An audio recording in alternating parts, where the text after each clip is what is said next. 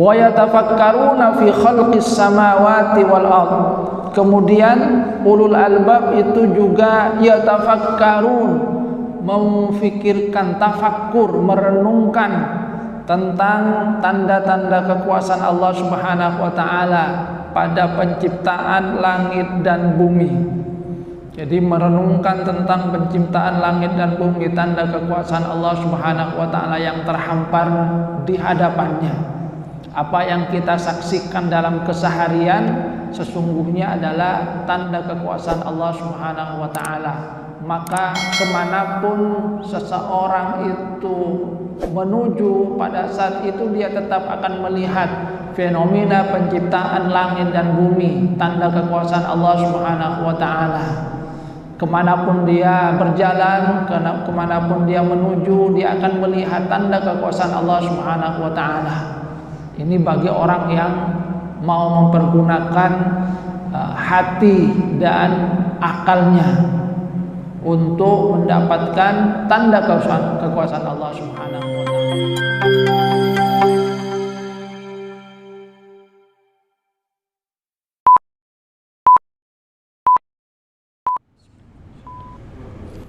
Assalamualaikum warahmatullahi wabarakatuh.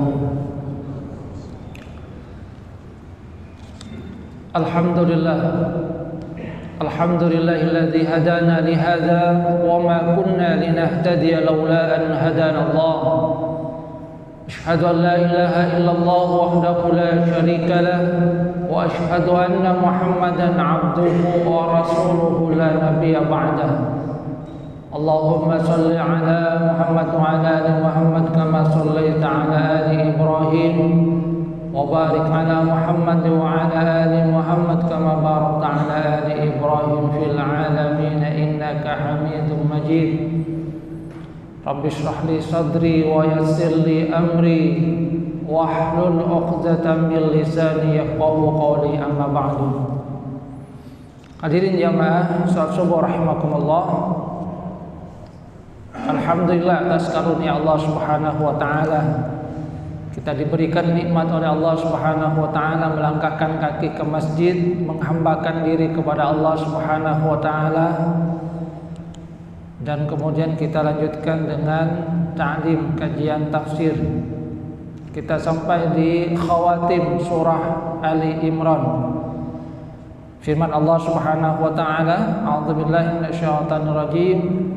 Inna fi khalqis samawati wal ardi wa ikhtilafil laili wan nahari la ayatin li ulil albab alladzina yadhkuruna Allaha qiyaman wa qu'udan wa 'ala junubihim wa yatafakkaruna fi khalqis samawati wal ardi Rabbana ma khalaqta hadza batila subhanaka faqina 'adzaban nar. Rabbana innana sami'na munadiyan yunadi lil imani an aminu bi rabbikum fa amanna. Rabbana faghfir lana dhunubana wa kaffir 'anna sayyi'atina wa tawaffana ma'al abrar. Rabbana wa atina ma wa'adtana 'ala rusulika wa la tukhzina yawmal qiyamah innaka la tukhliful mi'ad. Ada riwayat yang berkaitan dengan ayat ini, bahwasanya Atha menyatakan intolaqtu ana wa ibnu Umar wa Ubaid ibnu Umair ila Aisyah radhiyallahu anha. Bahwasanya beliau katakan, saya bersama Ibnu Umar dan Ubaid pergi menemui Aisyah Ummul Mukminin. Fadakhalna 'alaiha, kami masuk, wa bainana wa bainaha hijab, antara kami dan beliau itu ada hijab. Maka kemudian Siti Aisyah menyatakan, ya Ubaid, ma yamna'uka min ziyaratina. Wahai Ubaid, kenapa kamu lama tidak menemui kami? Maka kemudian Ubaid menyatakan sebagaimana yang dikatakan oleh syair, zur ghibban tazdad hubban. berziarahlah, berkunjunglah jarang-jarang supaya menambah kecintaan. Maka kemudian Ibnu Umar menyatakan kepada Siti Aisyah, "Zarina akhbirina bi'ajaba ma ra'aitihi min Rasulillah sallallahu alaihi wasallam." Ceritakan kepada kami apa yang paling mengesankan dari Rasulullah sallallahu alaihi wasallam. Maka Siti Aisyah menangis, fabakat wa qalat kullu amrihi kana ajaban. Beliau sambil menangis menyatakan semua perkara Rasulullah sallallahu alaihi wasallam itu sangat mengagumkan, sungguh mengesankan bagi saya. Akan tetapi ada satu hal yang paling mengesankan bagiku. Apa yang beliau katakan? Atani fi lailati hatta massa jildi. Satu malam beliau datang pada saat giliranku, sampai kemudian berdampingan dengan aku, kulitku bersentuhan dengan kulitnya. Maka pada saat itulah Rasulullah SAW dalam keadaan seperti itu berkata kepada Siti Aisyah, "Zarini ata'abbadu li Rabbi." Wahai Aisyah, izinkan aku untuk beribadah kepadaku. Jadi Rasulullah SAW pada saat yang seperti itu kemudian minta izin kepada Siti Aisyah untuk beribadah kepada Allah Subhanahu wa taala. Maka kata Siti Aisyah, "Sungguh saya ingin sekali berdekatan denganmu, akan tapi saya juga sangat mencinta jika engkau mendekatkan diri kepada Allah Subhanahu wa taala." Maka diizinkan oleh Siti Aisyah. Rasulullah SAW kemudian berwudu, di mana kata Siti Aisyah, "Walam yaksir subal ma." Pada saat itu air yang digunakan tidak begitu banyak. Tsumma qama yusalli, kemudian beliau berdiri salat, fabaka hatta balla lihyatuhu. Beliau itu menangis sampai jenggotnya itu sangat basah. Tsumma sajada fabaka hatta ballal ardu. Kemudian sujud. Pada saat sujud beliau itu juga menangis sampai tanah yang menjadi tempat sujud beliau itu basah. Tsumma taja'a ala jambihi fabaka. Kemudian duduk dan menangis juga. Jadi sepanjang beliau sholat beliau itu menangis sampai datang waktu subuh, datang Bilal. Kemudian Bilal menghampiri Rasulullah sallallahu alaihi wasallam untuk memberitahu tentang datangnya waktu subuh. Maka pada saat beliau melihat Rasulullah sallallahu alaihi wasallam sedang menangis, beliau itu bertanya kepada Rasulullah sallallahu alaihi wasallam, "Ma yubkika ya Rasulullah, apa yang membuat engkau menangis? Wa qad ghafarallahu laka ma taqaddama min dzambika wa ma ta'akhkhar." Sedangkan Allah itu telah memberikan ampunan terhadap semua kesalahanmu, baik yang sudah berlalu ataupun yang akan datang. Maka kemudian Rasulullah sallallahu alaihi wasallam berkata, "Waihaka ya Bilal, wa ma yamna'uni an abkiya wa qad anzalallahu alayya fi hadhihi lailah. Inna fi khalqis samawati wal ardi wa ikhtilafil laili wan nahari la ayatin li ulil albab." Wahai Bilal, tidak ada yang menghalangi aku menangis kecuali bahwa pada saat ini Allah Subhanahu wa taala menurunkan. Jadi yang membuat beliau itu menangis adalah Allah Subhanahu wa taala menurunkan wahyunya. Khawatim surah Ali Imran, "Inna fi khalqis samawati wal ardi wa ikhtilafil laili wan nahari la ayatin li ulil albab."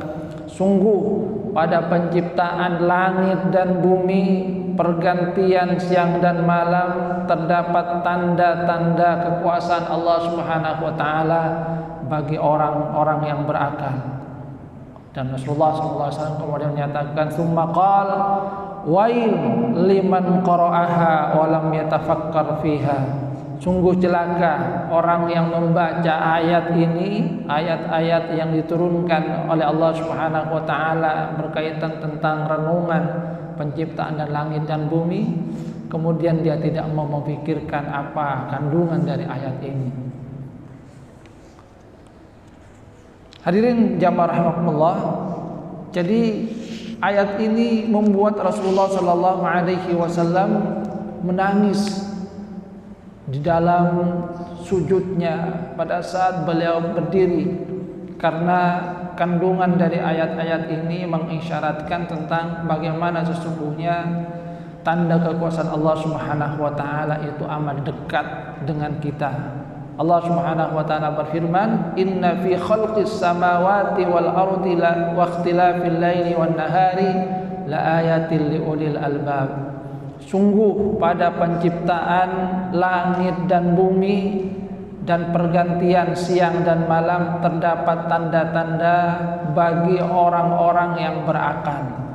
Lubun itu adalah saripati, jadi saripati dari hati, yang mengisyaratkan bahwa di dalam penciptaan langit dan bumi, pergantian siang dan malam, sesungguhnya ada tanda-tanda kekuasaan bagi orang-orang yang berakal, yang mempergunakan akalnya itu dengan sebaik-baiknya, yang di dalam hal ini lebih banyak berkaitan dengan hati.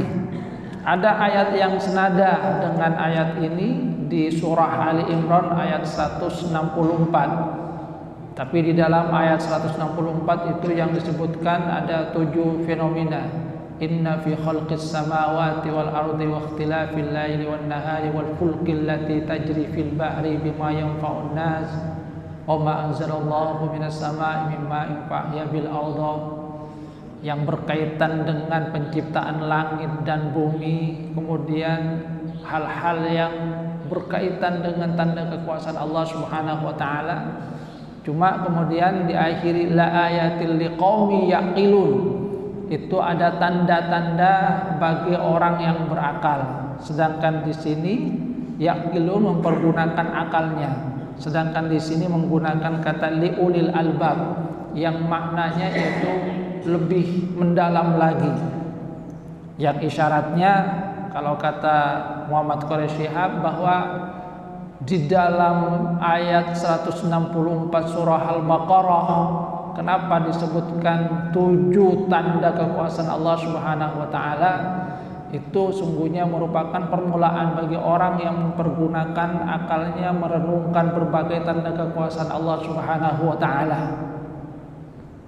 Tapi bagi orang yang sudah menempuh perjalanan dalam rangka untuk mendekatkan diri kepada Allah Subhanahu wa taala, maka semakin sedikit tanda itu sudah semakin juga tetap membuat dia dekat kepada Allah Subhanahu wa taala. Siapa ulul albab?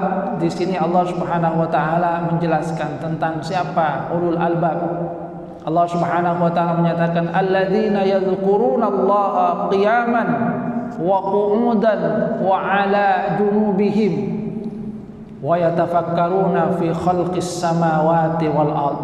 Bahwa ulul albab itu adalah orang yang senantiasa ingat kepada Allah Subhanahu wa taala pada saat qiyaman berdiri, wa qu'udan saat duduk, wa 'ala junubihim pada saat berbaring, yang isyaratnya adalah senantiasa ingat kepada Allah Subhanahu wa taala dalam setiap keadaan.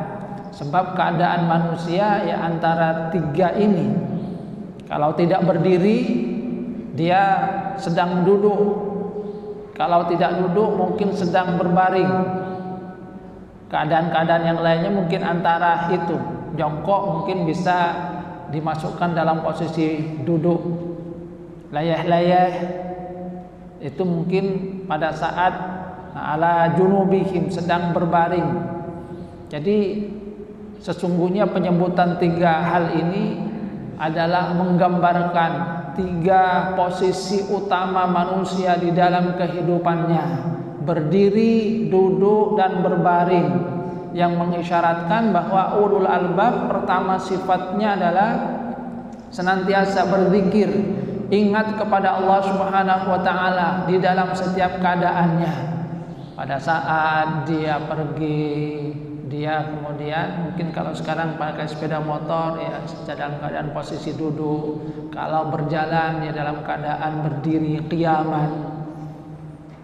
Jadi pada setiap keadaan dia senantiasa ingat kepada Allah Subhanahu wa taala, tidak pernah lupa kepada Allah Subhanahu wa taala. Wa yatafakkaruna fi khalqis samawati wal ardh. Kemudian ulul albab itu juga yatafakkarun, memfikirkan, tafakkur, merenungkan tentang tanda-tanda kekuasaan Allah Subhanahu wa taala pada penciptaan langit dan bumi. Jadi merenungkan tentang penciptaan langit dan bumi, tanda kekuasaan Allah Subhanahu wa taala yang terhampar di hadapannya. Apa yang kita saksikan dalam keseharian sesungguhnya adalah tanda kekuasaan Allah Subhanahu wa taala. Maka kemanapun seseorang itu menuju, pada saat itu dia tetap akan melihat fenomena penciptaan langit dan bumi, tanda kekuasaan Allah Subhanahu wa taala. Kemanapun dia berjalan, kemanapun dia menuju, dia akan melihat tanda kekuasaan Allah Subhanahu wa taala. Ini bagi orang yang mau mempergunakan hati dan akalnya untuk mendapatkan tanda kekuasaan Allah Subhanahu wa taala.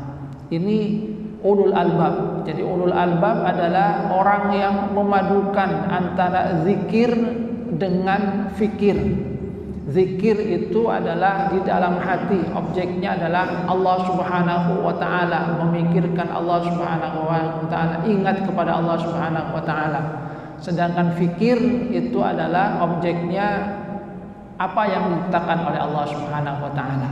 Jadi zikir itu objeknya adalah Khaliq Allah Subhanahu wa taala, sedangkan tafakkur objeknya itu adalah makhluk yang diciptakan oleh Allah Subhanahu wa taala dengan berbagai fenomena yang ada di dalamnya.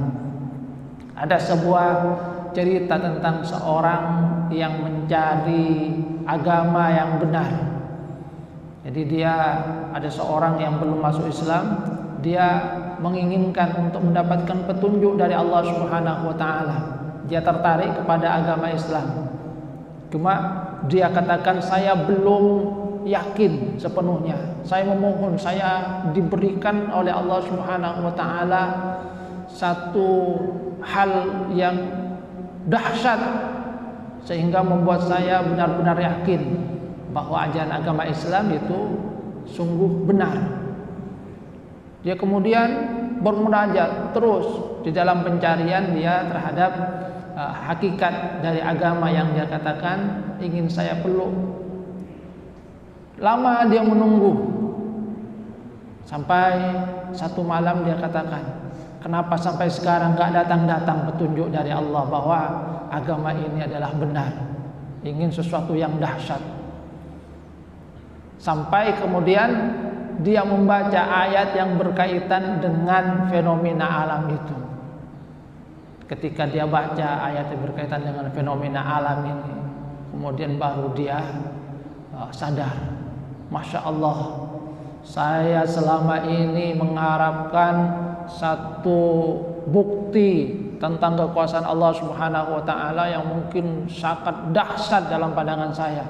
Padahal sesungguhnya di dalam keseharian setiap hari Allah Subhanahu wa taala sudah menampakkan kepada saya tanda kekuasaannya dan itu ada di depan saya. Kenapa kemudian saya tidak melihatnya selama ini? Bagaimana Allah Subhanahu wa taala menciptakan langit dan bumi, pergantian siang dan malam.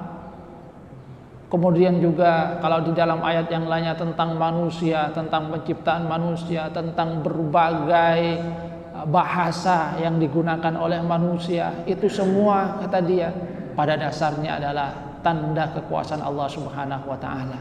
Baru dia katakan, ternyata selama ini Allah Subhanahu wa taala sudah memberikan kepada saya tanda, bukti kekuasaannya, cuma selama ini juga saya belum melihatnya.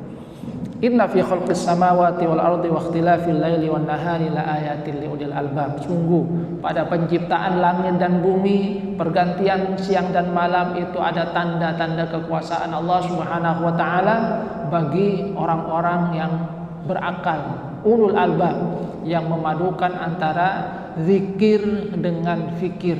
Selalu ingat kepada Allah Subhanahu wa taala, hatinya senantiasa terpaut dengan Allah Subhanahu wa taala, sementara akalnya, otaknya senantiasa memikirkan tentang tanda kekuasaan Allah Subhanahu wa taala yang terhampar di alam ini. Hadirin jamaah rahimakumullah. Nah, dari zikir dan fikir itulah kemudian ulul albab sampai pada satu kesimpulan. Rabbana ma khalaqta hadza batila subhanaka faqina adzabannar. Wahai Tuhan kami, tidaklah Engkau ciptakan semua ini sia-sia. Jadi dengan zikir dan fikir inilah kemudian dia sampai pada satu kesimpulan. Kesimpulannya adalah bahwa semua yang diciptakan oleh Allah Subhanahu wa taala itu tidak ada yang sia-sia. Semua itu ada hikmahnya. Tidak ada yang tidak bermanfaat. Kadang mungkin kita bertanya, kenapa diciptakan nyamuk? Nyamuk kan tidak enak, mengganggu itu. Di dalam Al-Quran Allah Subhanahu wa taala itu bahkan mengisyaratkan hatta ba'udah itu adalah satu tanda kekuasaan Allah Subhanahu wa taala. Ada hikmahnya. Kalau hikmah bagi manusia misalnya ya ada pabrik obat nyamuk yang sebetulnya bukan obat nyamuk itu kan. Kalau obat nyamuk itu nyamuknya tambah gemuk itu diberi obat. Ini sungguhnya racun nyamuk untuk membunuh nyamuk. Cuma salah kaprah kita, obat nyamuk diberi obat. Pabrik obat nyamuk itu kan salah satu hal yang menjadi hikmah. Tapi di dalam surah Al-Baqarah Allah Subhanahu wa taala mengisyaratkan juga bahwa di dalam nyamuk pun itu ada tanda kekuasaan Allah Subhanahu wa taala. Yang kata Al-Imam Fakhruddin Ar-Razi, coba kalau kita renungkan tentang nyamuk itu kecil. Jadi kecil. Kalau kita pijit itu sudah mati. Tapi coba kita lihat bagaimana nyamuk itu merupakan tanda kekuasaan Allah Subhanahu wa taala. Yang moncongnya itu lembut ternyata bisa menembus kulit kita yang keras itu. Menyedot darah kita dan kita tidak merasa itu. Tiba-tiba kemudian sudah gatal itu. Itu tanda kekuasaan Allah Subhanahu wa taala. Coba itu lembut tapi bisa menembus kulit kita yang keras. Bagaimana itu sesungguhnya tanda kekuasaan Allah Subhanahu wa taala. Apalagi kalau dihubungkan dengan orang-orang kafir Quraisy pada masa Rasulullah sallallahu alaihi wasallam. Suruh menciptakan berhala yang besar mereka bisa itu. Tapi coba mereka suruh buat patung nyamuk itu. Tidak ada yang bisa. Jadi tidak ada yang bisa patung nyamuk itu. Jangankan membuat patung gitu. Kalau yang besar bisa, tapi bagaimana membuat sesuatu yang kecil itu? Mereka ternyata tidak akan mampu. Jadi Rabbana ma khalaqta hadza batila. Di setiap ciptaan Allah Subhanahu wa taala tidak ada yang sia-sia. Semua itu ada hikmahnya. Subhanaka faqina adzabannar. Maha suci Engkau ya Allah, maka jagalah kami dari neraka. Sampai pada kesimpulan tentang kemahakuasaan Allah Subhanahu wa taala, bahwasanya Allah Subhanahu wa taala Maha suci, sehingga kemudian kita berdoa kepada Allah Subhanahu wa taala agar kita dijauhkan oleh Allah Subhanahu wa taala, dijaga dari neraka. Yang di dalam hal ini sesungguhnya ada pelajaran juga bahwa manakala tafakkur itu diawali dengan zikir, maka memang hasilnya akan menjadikan kita semakin dekat dengan Allah Subhanahu wa taala. Makanya di dalam surah Al-Alaq itu Allah Subhanahu wa taala ketika menyuruh kita untuk membaca, Iqra, bacalah. Di situ Allah Subhanahu wa taala menyatakan bismi rabbikal ladzi khalaq, dengan menyebut nama Tuhanmu yang telah menciptakan. Jadi pembacaan kita terhadap alam semesta ini, terhadap apapun buku yang kita baca itu harus diawali dengan niat yang benar, diawali dengan zikir, bahwa yang kita lakukan itu dalam rangka untuk Allah Subhanahu wa taala, dengan nama Allah. Manakala apa yang kita lakukan itu bismi rabbikal ladzi khalaq, dengan nama Allah Subhanahu wa taala yang telah menciptakan kita, maka insyaallah hasil yang kita dapatkan itu adalah sesuatu yang bermanfaat, bukan sesuatu yang malah memberikan mudarat terhadap sesama. Ini satu tanda, satu hikmah juga dari apa yang ditampilkan oleh ulul albab. Ketika mereka zikir kemudian tafakkur, jadi tafakkurnya itu atas dasar zikir kepada Allah Subhanahu wa taala, mereka sampai pada kesimpulan bahwa semua yang diciptakan oleh Allah Subhanahu wa taala, fenomena yang ada di alam semesta ini adalah satu tanda kekuasaan Allah Subhanahu wa taala, tidak ada satupun yang sia-sia.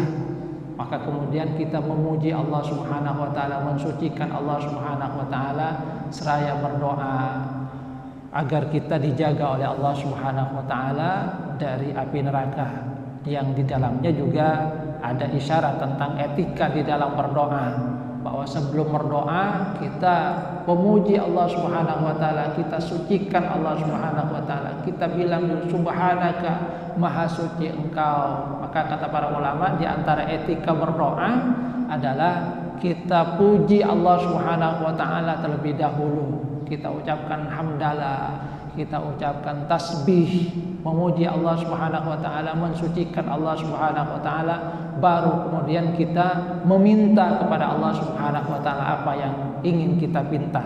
Yang di dalam ayat ini salah satu contohnya adalah subhanaka faqina adzabannar, maha suci Engkau ya Allah, maka jagalah kami dari neraka. Karena memang inilah doa yang paling penting agar kita dijauhkan oleh Allah Subhanahu wa taala, dihindarkan dari neraka. Faman zuhziha 'anil nar wa udkhilal jannata faqad faz. Siapa yang dijauhkan dari neraka dan dimasukkan ke surga, maka sungguh dia adalah orang yang beruntung, orang yang sukses. Jadi yang sukses adalah manakala Allah Subhanahu wa taala menjauhkan kita dari neraka dan memasukkan kita ke surga. Faqina adzabannar. Kemudian ada doa yang lainnya yang dipanjatkan oleh ulul albab, yang isinya sesungguhnya juga pelajaran dari Allah Subhanahu wa taala agar kita senantiasa berdoa dengan doa ini kepada Allah Subhanahu wa taala.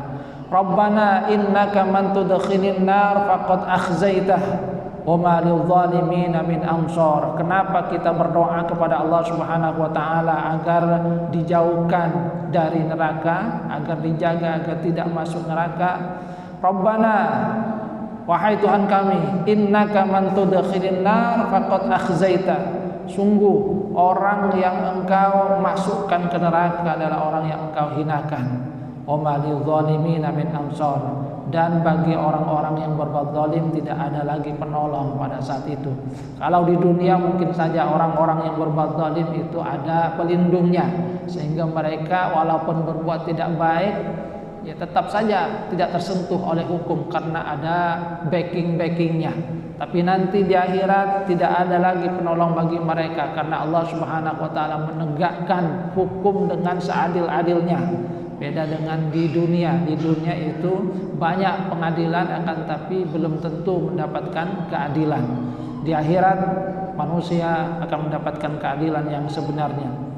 Rabbana innana sami'na munadiyan yunadi lil imani an aminu bi rabbikum fa'amanna. Dan di sini kemudian ada isyarat pengakuan dari ulul albab.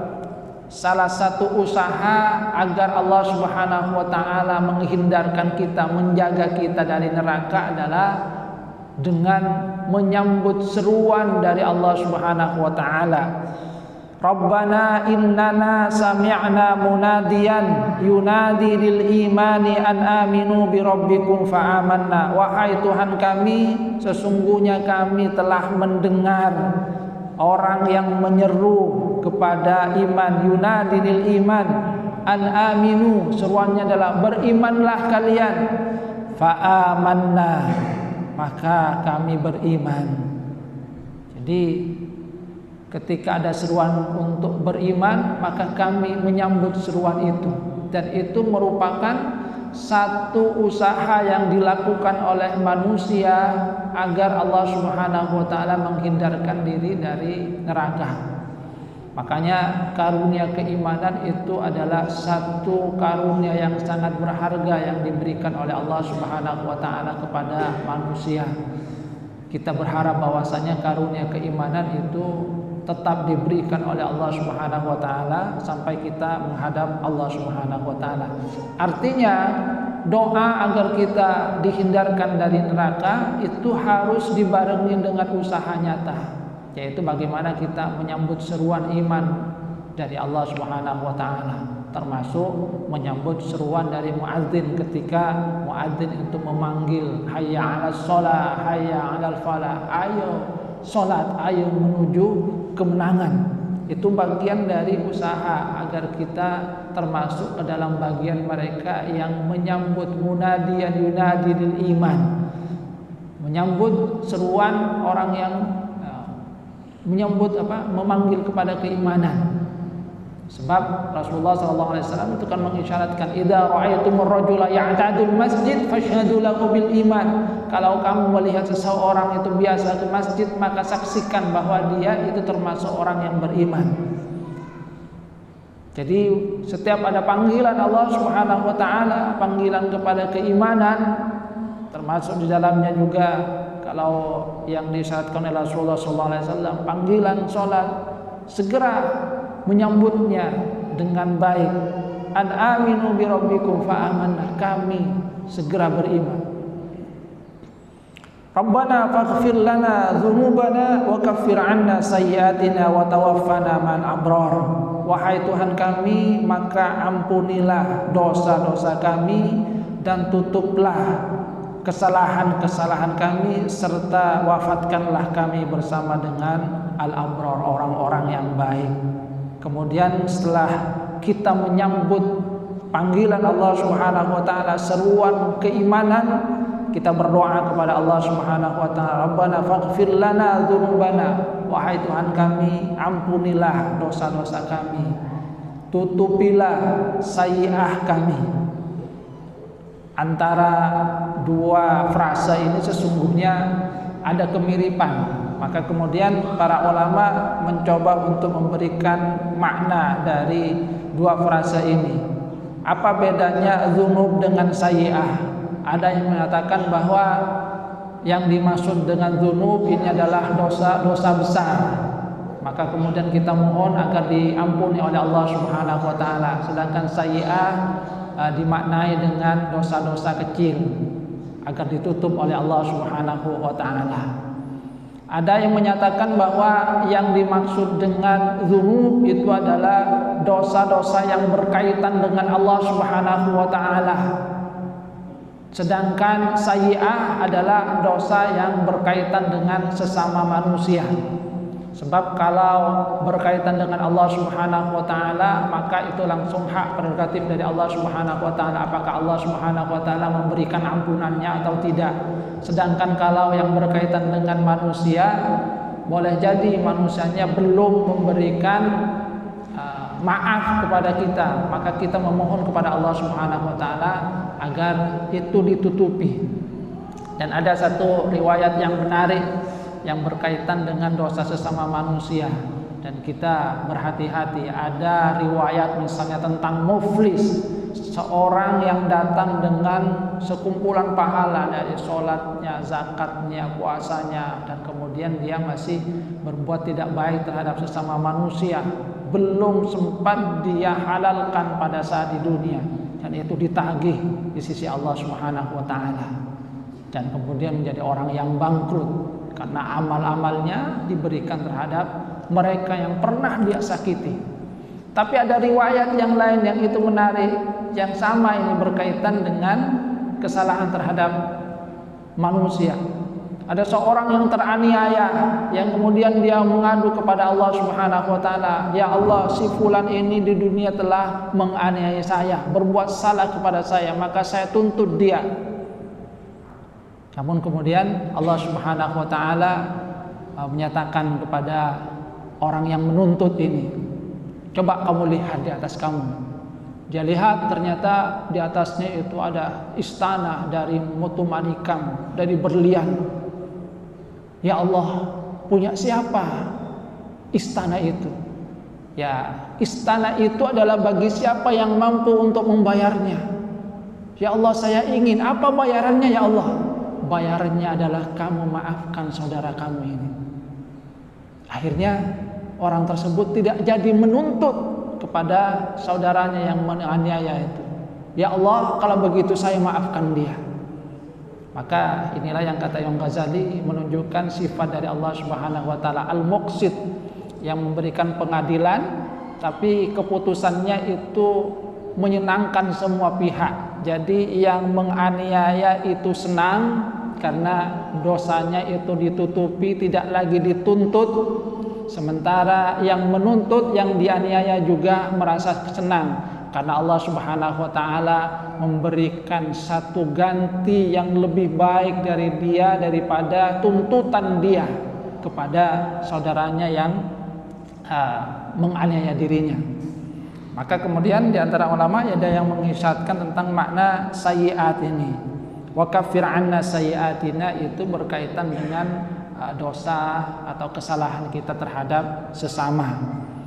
Jadi artinya kita berharap bahwa mungkin saja di antara kita masih ada beban dengan sesama yang belum kita halalkan pada saat kita meninggal dunia, maka kita berharap agar termasuk ke dalam bagian yang ini, bukan termasuk ke dalam bagian yang bangkrut tadi, tapi masuk ke dalam bagian yang dimana Allah Subhanahu wa taala memberikan kesempatan kepada orang yang berbuat aniaya mendapatkan karunia yang lebih besar, sementara kita dimaafkan oleh Allah Subhanahu wa taala. Wa tawaffana ma'al abrar, dan wafatkanlah kami bersama dengan orang-orang yang baik, yang mengisyaratkan juga bahwa dalam kehidupan kita hendaknya itu bersama dengan orang-orang yang baik. Karena dengan bersama orang-orang yang baik inilah kita berharap bahwa kita juga akan mendapatkan percikan-percikan yang baik. Karena dalam surat Az-Zumar Allah Subhanahu wa taala itu kan mengisyaratkan bahwa nanti di hari kiamat orang-orang itu akan dikumpulkan dengan orang-orang yang sejenis. Jadi orang-orang yang baik itu akan dikumpulkan dengan orang-orang yang baik. Wasiqal ladzina taqaw rabbahum ilal jannati zumara, akan digiring orang-orang yang bertakwa kepada Allah itu ke surga zumara dengan rombongannya. Jadi kemudian kenapa kita berdoa agar diwafatkan bersama orang-orang yang baik? Karena kita berharap nanti kita akan digiring ke surga oleh Allah Subhanahu wa taala bersama dengan rombongan yang baik. Rabbana wa atina ma wa'adtana ala rusulika wa la tukhzina yaumal qiyamah innaka la tukhliful mi'ad. Wahai Tuhan kami, berikanlah kepada kami apa yang Engkau janjikan melalui rasul-rasul Engkau. Wa la tukhzina, jangan hinakan kami di hari kiamat. Jangan menjadikan kami orang yang dimasukkan ke neraka tadi. Innaka la tukhliful mi'ad. Sungguhnya Engkau tidak mengingkari janji. Ini bukan berarti kemudian kita meragukan Allah Subhanahu wa taala, tapi untuk membuat kita yakin bahwasanya Allah Subhanahu wa taala itu tidak akan mengingkari janji. Yang penting bagaimana kita berusaha dengan sebaik-baiknya dengan tetap menyandarkan semua urusan kepada Allah Subhanahu wa taala. Maka kemudian Allah Subhanahu wa taala menyatakan di dalam lanjutan ini bahwa Allah Subhanahu wa taala menjawab doa dari ulul albab ini. Fastajaba lahum rabbuhum, maka Tuhan mereka itu menjawab doa-doa mereka. Anni la udhi'u amala amilin minkum min dzakarin aw untha, bahwasanya aku tidak pernah menyia-nyiakan amal dari orang yang berbuat baikan dari kalian, baik laki-laki ataupun perempuan. Ba'dukum min ba'd, sebagian kalian dari sebagian yang lain. Falladzina hajaru, orang-orang yang hijrah, wa ukhriju min diyarihim, dikeluarkan dari rumah-rumah mereka, wa udhu fi sabili, orang-orang yang disakiti di jalanku karena memperjuangkan agama Allah Subhanahu wa taala, wa qatalu, yang berperang, wa qutilu, dan yang terbunuh, la ukaffiranna anhum sayiatihim, pasti akan aku hapuskan kepada mereka kesalahan-kesalahan mereka, wala udkhilannahum jannatin tajri min tahtihal anhar, dan aku masukkan ke surga yang mengalir air sungai di bawahnya, thawaban min indillah, sebagai pahala di sisi Allah. Allahu indahu husnul thawab, dan sungguh Allah di sisinya ada sebaik-baik pahala.